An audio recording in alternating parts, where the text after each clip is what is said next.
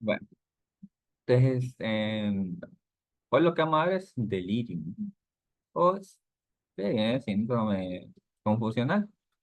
Es una cuestión neuropsiquiátrica, es secundario, o sea que tiene diferentes factores por los cuales se desarrollan. Generalmente es multicausal en el sentido de que es varios, de inicio súbito, agudo y que fluctúa a lo largo del día y que es reversible. La principal población, obviamente, es el adulto mayor, pero también puede ocurrir incluso en niños, el delirium pediátrico. Es bastante frecuente, eh, tiende a ser subdiagnosticado y si no se diagnostica es muy probable que no se le dé un abordaje óptimo. En cuidados intensivos se estima que entre 6 a 9 de cada 10 pacientes, casi podríamos interpretar eso de esta forma, desarrollan delirium en unidades de cuidados coronarios, en áreas de cirugía general o incluso en salas geriátricas. Y nuestros hospitales generales no es que tienen salas geriátricas, pero tienen muchos pacientes con adulto mayor y la prevalencia puede llegar hasta un 60%.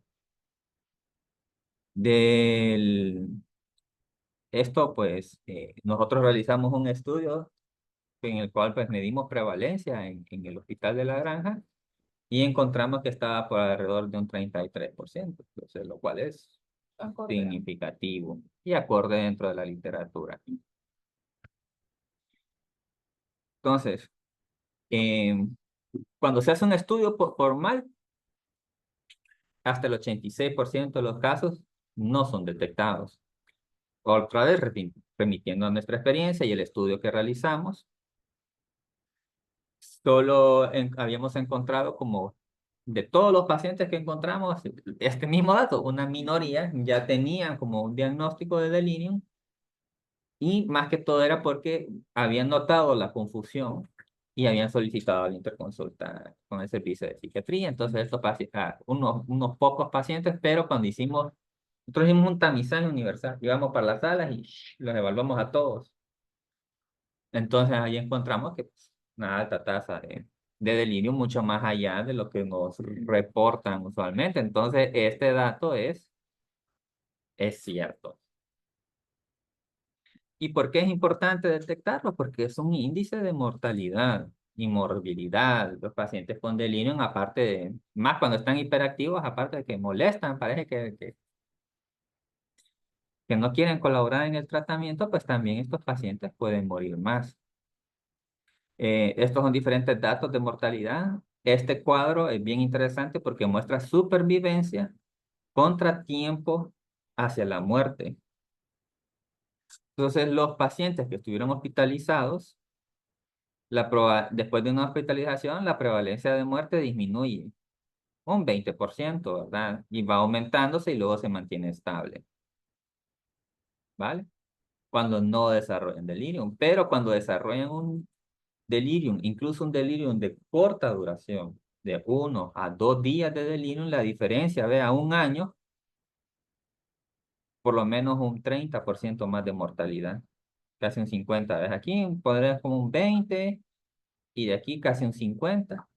Un par de días de delirium y te corta la supervivencia como en un 30% después de cualquier tipo de hospitalización.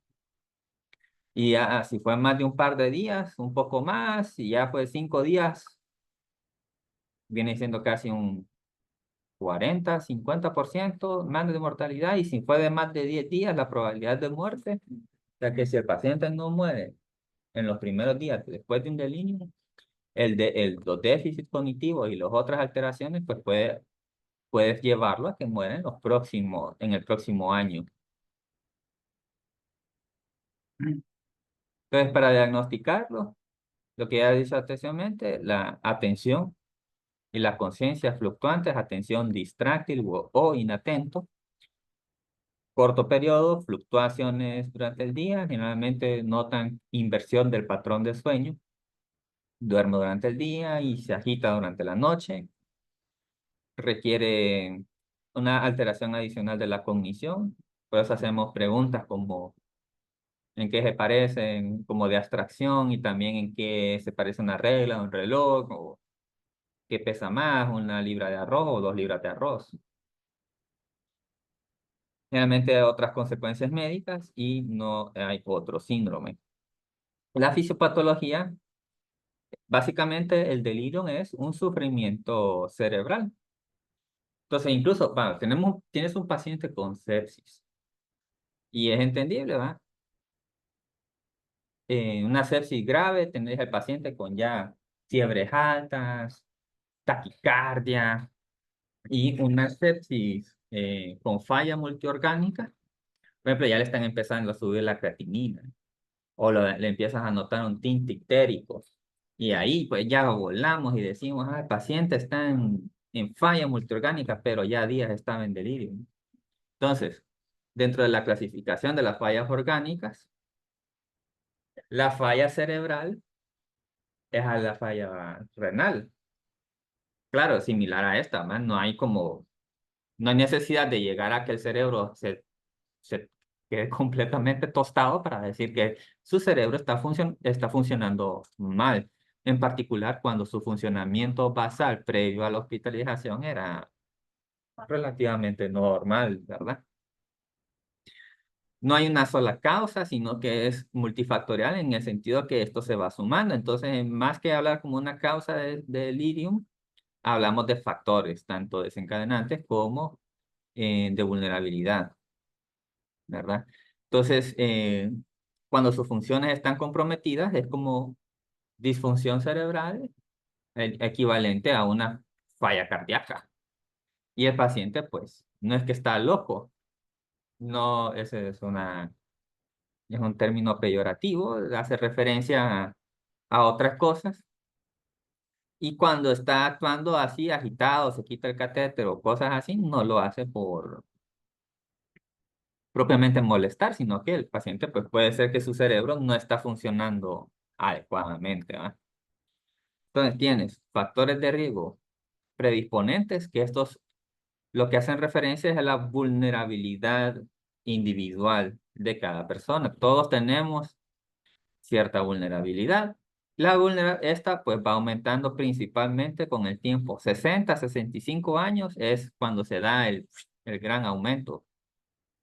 Si ya tiene un déficit cognitivo previo, o sea, si tenía discapacidad intelectual desde su nacimiento o ha tenido deterioro cognitivo por cuestiones de la vida o mala nutrición, cosas así. Dependencias funcionales, que el paciente le cueste movilizarse, por ejemplo, que ya tenga, o que sea un adulto mayor frágil, con bastante sarcopenia y que le cuesta movilizarse. Déficits sensoriales, visual y auditivo. Incluso estos son factores de riesgo para demencia, cuando el paciente previamente sí escuchaba. No solamente alcoholismo, sino que cualquier tipo de consumo de sustancias. El alcoholismo, puesto que tiende a ser lo más común y se asocia también con el deficiencia de múltiples vitaminas, como por ejemplo la más conocida, tiamina B1. Tratamiento con fármacos anticolinérgicos y otros tratamientos concomitantes. Entonces tienes un paciente con esto, con una diabetes, por ejemplo, que tuvo su época de parranda y que ahora pues ya tiene algo de déficit cognitivo, está mayor, ya no bebe porque ya le cuesta de movilizarse a la cantina, pero que en los últimos días estuvo tomando un poco, pero ¡zum! Se enfermó.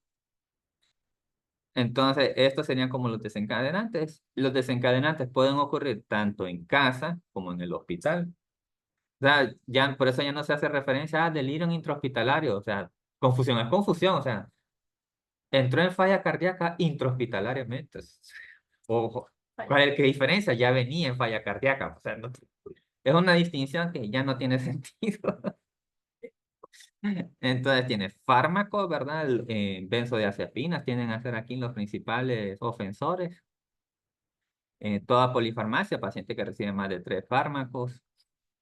En el paciente hospitalizado en salas de medicina interna es como uno de los factores más comunes. Todos los pacientes tienen más de 3 fármacos. en particular cuando tienen narcóticos y también otros sedantes. Aquí principalmente tramadol, pero también pueden tener morfina.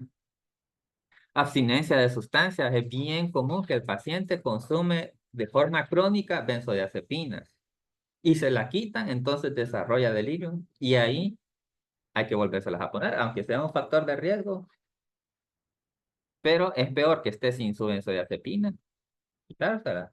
O son fumadores. Ajá, y cuando lo hospitalizan no le dan acceso a tabaco, ni le ponemos un parche de nicotina y ¡pum! Hacen abstinencia. Cualquier enfermedad concomitante, cirugía, cambios de rutinas. Entonces, para verlo de forma, para los que aprenden de forma visual, ¿verdad? Edad avanzada, 60 años es como el punto de corte. Está cualquier estado de vulnerabilidad, discapacidad intelectual, física, ¿verdad? Que no se pueda mover. Estados inflamatorios, desde lo más evidente como una sepsis hasta los síndromes de inflamación crónica. Las interacciones con medicamentos, la inmovilidad. Pero cuando el paciente está confuso y lo sujetamos, más bien eso incrementa y propicia que el delirium se extienda. Siempre que sea posible hay que quitarle las sujeciones a los pacientes. Trastornos metabólicos, sodio, potasio, tiende a ser como la parte más común y pues cuestiones de pobre oxigenación. Esta es solo una forma, un instrumento sencillo para dicha evaluación, desorientación, comportamiento, comunicación inapropiada, la parte de alucinatoria. Estas escalas se llaman el NUDES. Otras opciones desde la perspectiva médica, usar el CAM. Lo que evaluamos es la conciencia, ¿verdad? Esto lo vemos y es necesario hacer una estimulación. Y lo que vemos que el paciente, lo normal es que esté alerta, pero si por momentos está como alerta, pero como obnubilado, o sea que está como con sueño, somnoliento que está dormido. Aquí hacemos el punto de corte, aquí es reversible, el paciente todavía podemos interactuar. En el estupor, ya no, ¿verdad? El paciente solo hace gestos, pero no despierta al punto de poder hablarnos. Eso es lo que marca el estupor, esta gran división aquí. Y en el coma ya ni siquiera pues responde. Generalmente el delirium oscila entre estos dos estados. Luego tienes la parte de la actividad. Tienes la parte de hiperactivo, que no descansa, inquieto, irritable, ¿verdad?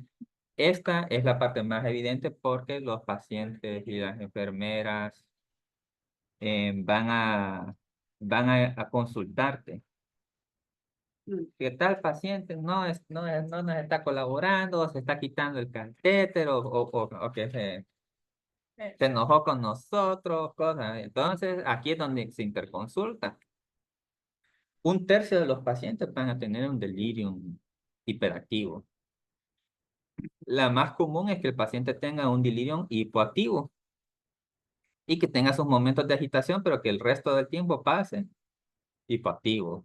Retraídos, lentos, todavía está alerta, inclusive como alerta que se conecta, habla, pero lo hace como despacio, le cuesta entender lo que le estás diciendo, letárgico y después ya aparte obnubilado, somnoliento, estuporoso. Aquí es ya la parte más evidente, pero esta parte es a veces como más. ¿Agarró la cajita de medicamentos? Sí, ya la tengo. Ah, bueno, gracias. Luego, pues, orientación, tiempo, lugar y persona. Y lo importante es que si está desorientado, hay que reorientarlo. Dos cosas que logramos con esto, te sirve a la vez de medida terapéutica, porque hay que estarlo reorientando, y a la vez de evaluación. Puedes evaluar atención y memoria de un solo. Le das la fecha, le preguntas otras cosas y luego le vuelves a preguntar, y si no la aprendió, pues está la memoria o la atención disminuida. La atención, el enfoque de esta conciencia, ¿verdad? Y cómo puede estar. Se puede hacer la prueba de los días de la semana para cuando uno sospecha delirium, la forma más objetiva, esta es la prueba más estandarizada.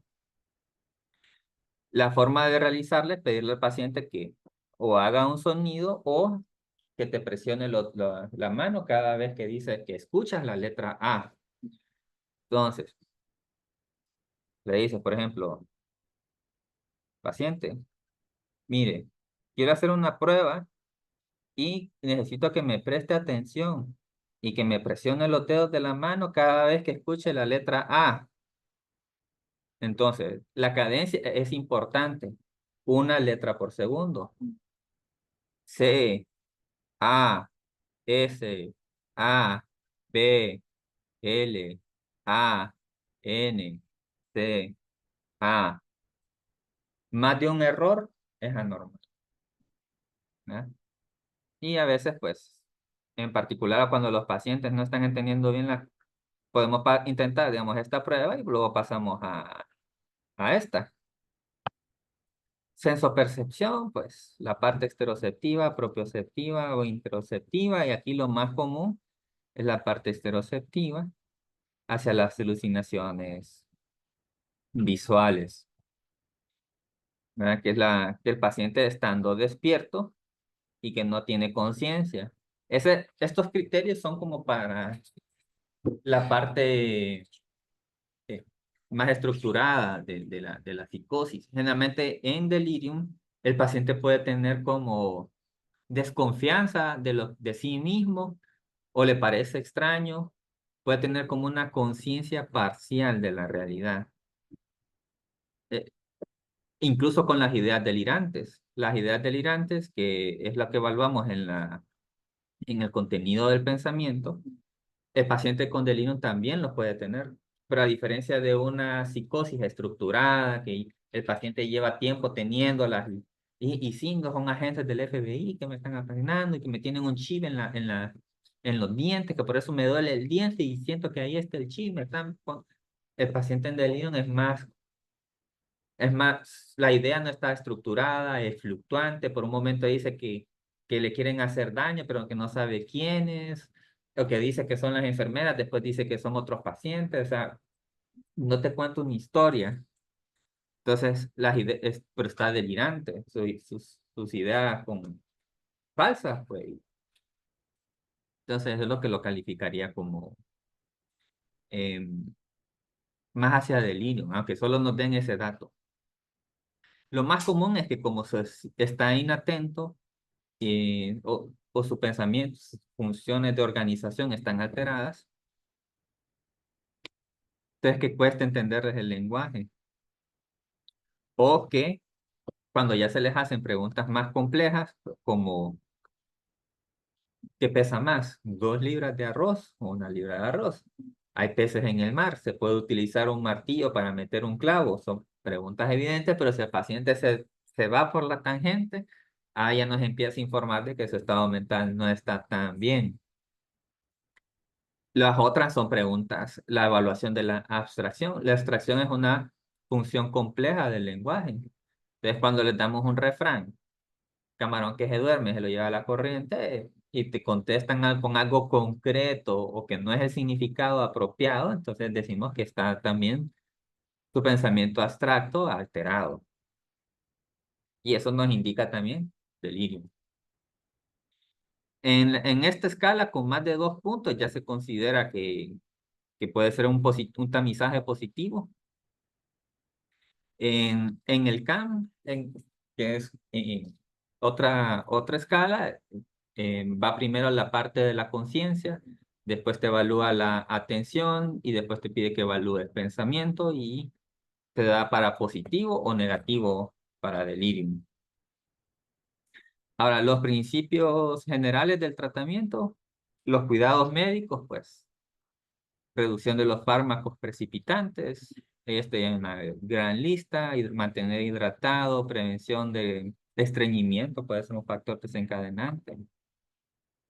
O sea, queremos que se optimicen todas las variables de salud del paciente que se pueden optimizar, incluso su sueño, tratamiento, por ejemplo, del dolor, intentar identificar siempre el mismo delirio, ¿verdad? El manejo del ambiente, regular el sueño, corrección de los déficits sensoriales, si necesita lentes o si necesita el apoyo auditivo, estarlo orientando y la estimulación cognitiva, ponerle aunque sea un tele que vea noticias o algo así, ¿verdad? Movilización precoz y motricidad gruesa, sentarlo para que pueda comer. Y estas rutinas son en caso de pruebas de ventilación espontánea. Tamizaje importante, crear un ambiente calmado, orientador, promover el ciclo, glucosa, electrolitos, estado de hidratación, ¿verdad? Los medicamentos innecesarios y las ayudas aquí que se alimente si no es necesario el catéter, hay que intentar removerlo porque esto es aunque no esté infectado, es una fuente de dolor e incomodidad para el paciente, hablando del dolor, ¿verdad? Y si tuvo el catéter, pues siempre hay que hacerle investigación de acciones urinarias, intentar movilizar al paciente en nuestros monitoreos, la sujeción, lo que decíamos. En nuestro estudio encontramos casi el 80% de los pacientes estaban con delirio, sujetados. Entonces, em, a veces resulta difícil, va a haber la contención, pero por eso es importante la contención farmacológica. Entonces es mejor ponerle aloperidol. Todo paciente que se sujeta tiene que tener una contención farmacológica para usar la sujeción en menor cantidad de tiempo posible. Y luego, pues, si no ha logrado evacuar. Antes de pasar a esta discusión, bien, aquí tengo otras. Sí, bueno, estos diferentes rutas de delirio. Aquí lo principal es que es multicausal. Las características del delirio, lo que he mencionado, ¿verdad? Los delirium hiperactivos, los delirium hipoactivos, ¿verdad?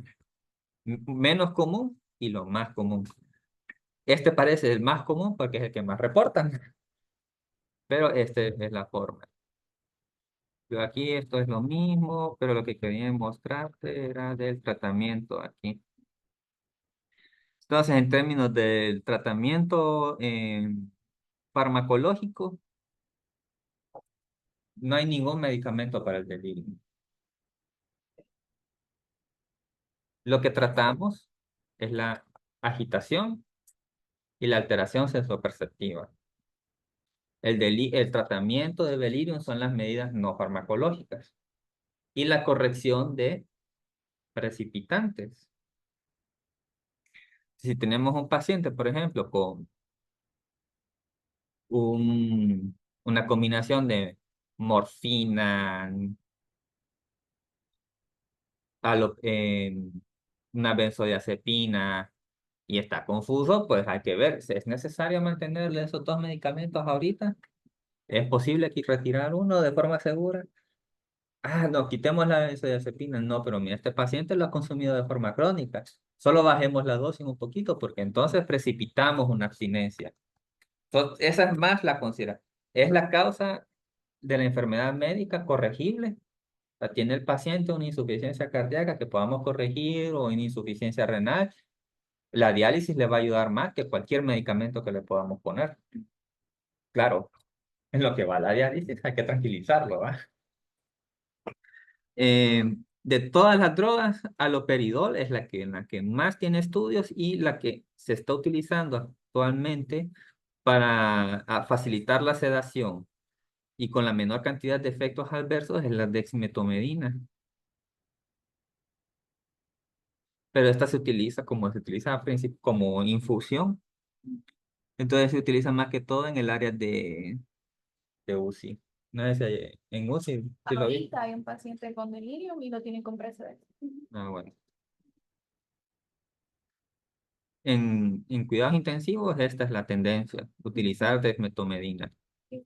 Em, en términos de profilaxis, no hay como una forma, profilaxis farmacológica. La profilaxis es hacerle todo el abordaje no farmacológico antes de que le pase. Pero aloperidol, risperidona, tienen cierta evidencia, pero no hay ningún medicamento aprobado para la profilaxis. Si ya tienes el paciente con, con, con delirium, y esto es lo que predomina, es la parte hiperactiva o neurosensorial, aripiprazol, pues puede ser seguro. Esto lo utilizas en relación a los posibles efectos adversos. Por ejemplo, quieres evitar la sedación y si ya está muy sedado, este podría ser una buena opción. Si está muy inquieto y no duerme, que te apina, por ejemplo, podría ser más bien buena opción para mejorarle un poco el sueño. En la colocación del QT es algo que siempre hay que revisar en todos los medicamentos. Aloperidol intravenoso puede generar aumento de QT, en particular cuando realizamos dosis de más de 10 miligramos. Entonces, para la dosis inicial, que para la mayoría de los pacientes en delirium hipoactivo, no es necesario pedir un electrocardiograma. Em, y luego, pues, más que todo lo que hay a mano, intentar evitar benzodiazepinas, pero si se va a usar una benzodiazepina, el lorazepam es la que menos, de las benzodiazepinas es la que menos, y si el paciente lo que tiene es insomnio, se puede utilizar Solpidem o otros medicamentos que también han demostrado bajo riesgo de delirium. El que más generalmente se utiliza es haloperidol y es efectivo para la agitación. La dosis se puede titular en gran medida porque se puede llegar a dosis de hasta 80 miligramos. Están descritos casos así. Es efectivo y en los análisis de supervivencia después de haber utilizado haloperidol, no hay una diferencia con placebo. Hay diferencia con otros medicamentos que sí puede aumentar, entonces, de preferencia, haloperidol. Además, se puede administrar intravenoso y muchos pacientes con delirium puede que no colaboren con la vía oral. Si quieres evitar sedación, aripiprazol, porque pues, si ya está hipoactivo, ¿va? Aripiprazol puede ser una buena opción y generalmente todos estos medicamentos se utilizan con dosis bajas. Quetiapino no puede empezar con 25, subirlo a 200, 300 miligramos. Aripiprazol 2,5 a 5 miligramos. Y haloperidol no puede empezar con 2,5, por ejemplo, 2 veces al día o ir subiendo de acuerdo a la agitación del paciente. Y tengo las dos presentaciones porque en una tenía estos casos. Entonces tienes un hombre, 75 años, enfermedad pulmonar, confusión, está desorientado, tiempo, lugar, no es capaz de responder preguntas simples, está desorientado también va en ese aspecto. Fecha, acontecimientos recientes, esto te indica, cuando no te responde lo que ha ocurrido recientemente, entonces diría que su memoria de trabajo está alterada. Experimenta cambios bruscos en el estado de ánimo de estar agitado a estar calmado. No puede mantener una conversación coherente. Reporta alucinaciones y tiene una gran dificultad para reconocer a las personas. Entonces aquí ya van casi 2 puntos para cada aspecto en esta escala del nudez. Ujú. O si utilizas el CAM. Eh, Esta es como una escala más sencilla para el tamizaje. El CAM lo único que te dice es que sí o no, que lo tiene o no lo tiene.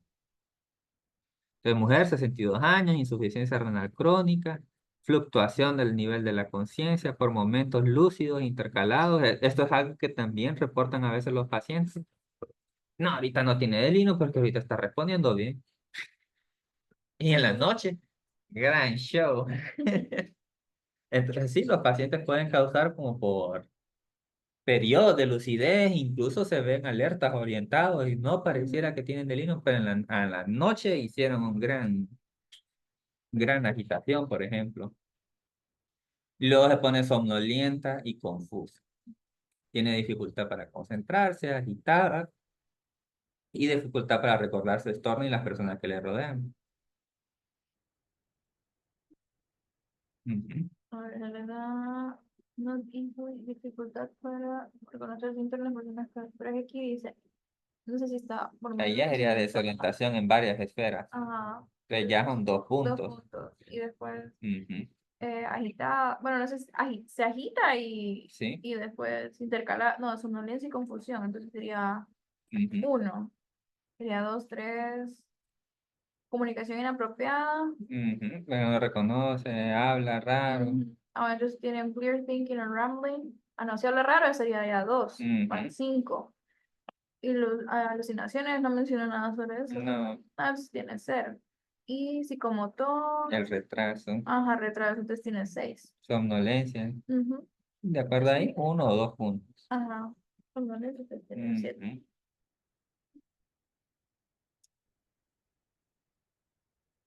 Bien, entonces tienes una paciente. Espera, vamos a ver si se pone esto. Era un video. Sí.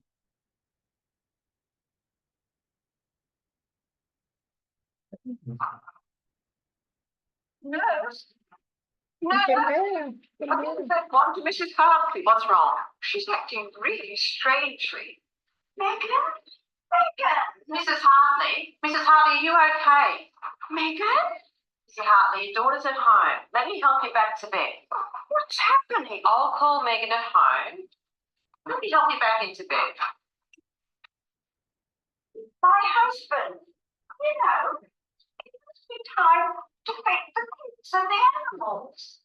She wasn't this bad this morning. She has trouble with her memory, you know. She's got dementia. Where's my dinner? I'm really out to breakfast yet. Just let me help you back into bed. Everything's fine, Mrs. Hartley. You're in hospital. I'm bleeding here. I'm Julie. I'm your nurse. Oh, where's my dinner? Oh, hi, Julie. What's up? Oh, look, she's pulled her IV out. She's really, really agitated. She's not listening to a word I'm saying. Well, she was fine this morning, happily talking to her family at lunch. She could have delirium. People with dementia often get delirium. She has all the symptoms. Yeah, she wasn't this confused before her operation. This is new. I spoke to her yesterday and she was a little bit disoriented and her memory's not the best. Ujú. Este es reconocido, ese cuadro que ven por ahí. Sí, pero no con esa amabilidad. No tratado con esa amabilidad. Señores, Sí. Ya no voy sí. a desconocido. Ya estaba tranquila. Ujú. Entonces lo que ves, paciente agitada que anda caminando en un postquirúrgico, ya ese factor desencadenante evidente ahí, tal vez incluso también tiene dolor, son las otras cosas que habría que evaluar, dependiendo del tipo de cirugía, tal vez tiene un globo vesical, no sé si le habrán puesto en un anticolinérgico, entonces si nos llaman, entonces, aparte de tranquilizarla, es la evaluación de todo este factor extra que, que queremos ver. Julie, I'm your nurse. Jones, are you alright? She's been sleeping a lot since her operation. She doesn't normally sleep this much. Does she know you're here? On and off. We had a sensible conversation this morning, but now I can't understand her. Was she like this before she came to hospital? No, not really. Her memory's great. She never forgets birthdays. And she plays cards and bingo. Hi. Hello, Sue. I didn't know you were here. Sue's at home. It's me, Megan. How are you feeling? Is your hip all right? Does it hurt? Can you make me a cup of tea? Of course. Well, she's not normally like this. Mum, do you know where you are? Do you remember? You're in Susan. Head. Mum, it's me. It's Megan. Sue's at home. You're in hospital and you had an operation. I have to go to the hairdresser to get a cup of tea. Mrs. Jones, I'm Julie. I'm your nurse. Mrs. Jones, can you open your eyes for me? That's great, Mrs. Jones. Can you tell me where you are? Oh, hello, dear. Who are you? Have you been to the shop yet? I'm Julie. I'm your nurse. Mrs. Jones, I just wanted to ask you a few questions. Could you tell me the days of the week? Monday, Saturday, 7, 8. That's great, Mrs. Jones. Could you tell me today's date? What? What's the date today? I don't know. Mr. Jones, can you tell me where you are? Monday. That's great, Mrs. Jones. It's actually Thursday today. Mrs. Jones, I'm going to take your blood pressure. Is that all right? She's not normally like this. She's so sleepy and confused. I'm a bit worried. ¿Qué notas? Está todo deportivo, habla lento, siempre está desorganizada en pensamiento, igual que la otra. Sí hay una falta de, o sea, hay una inatención, pero la otra es más como por tener, no sé si es porque está pasando, porque está, así como la manía, que es más como fuga de ideas, puede ser en hiperactivo, y ella es más como incapacidad de poder ganar la atención. Cuando el pensamiento está como desorganizado, pareciera como una fuga de ideas, pero es que el paciente, al estar inatento, la atención no nos sirve solamente para las cuestiones externas, así que esta clase aburrida, pero le voy a prestar atención, sino que también tienes que prestar atención a tu propio tren de pensamiento. Entonces, cuando estás inatento, se pierde. Y de repente estás hablando de algo y se está desorientado, y como puede ser que no presta atención a las pistas de que esta hija no es la hija que está llamando, y que por eso le persiste, así le decía otro nombre, o tiene una hija favorita y está. Entonces, este es el subtipo más común. ¿Y Sí, cuántos pacientes está ahí arriba? no, viendo ese video hay un montón de pacientes que me han llevado a la emergencia o que están por alguna encefalopatía y están así. Sí, pues eso. Eso qué bueno que lo mencionaste. Todas esas son delirium. Ok, todas son increíbles. Ajá.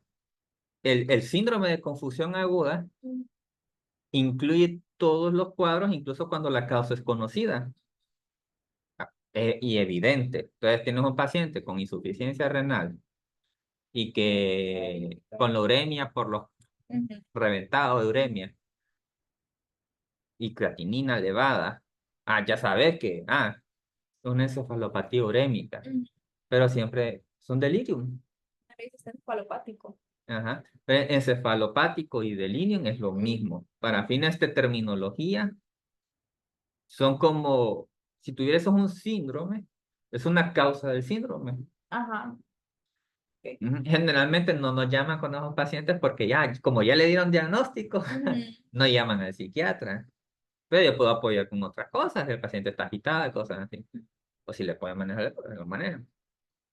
Pero sí, encefalopatía hepática. Entonces el paciente tiene el amonio alto, pero también es un síndrome confusional, o sea, también es un delirium.